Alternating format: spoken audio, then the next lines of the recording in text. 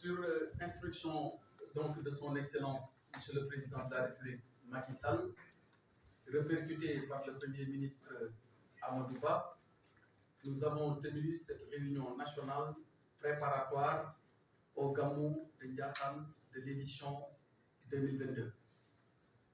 Je l'ai tantôt rappelé, la particularité du Gamou de Ndiassane réside dans le fait qu'elle revêt un caractère sous-régional, voire international au-delà de l'Afrique.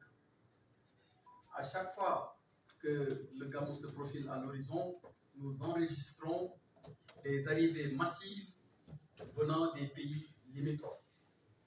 Le président de la République, Macky Sall, son Excellence Macky Sall, accorde une importance de premier plan à tous les événements religieux, mais ça l'est davantage lorsque ça concerne des dimensions de cette envergure. C'est pour cette raison qu'il nous a donné des instructions permanentes à l'effet de travailler avec les comités d'organisation pour assurer une bonne organisation du Mawlud de cette année.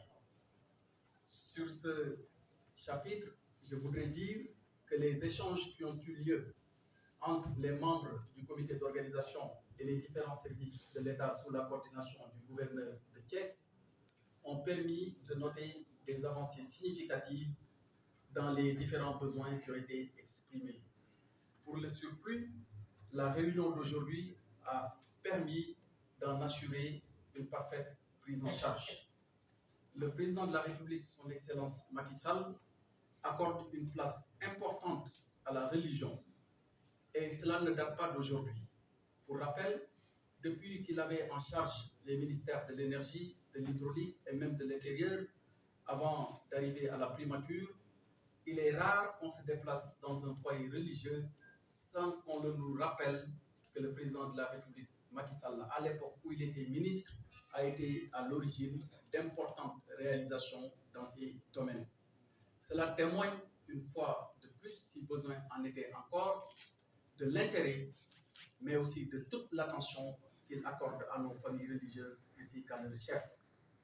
Nous sommes aujourd'hui dans un contexte d'hivernage où le Mawlud sera célébré. Nous prions Dieu qu'il nous permette d'avoir une bonne fin d'hivernage et que toutes les récoltes qui en seront issues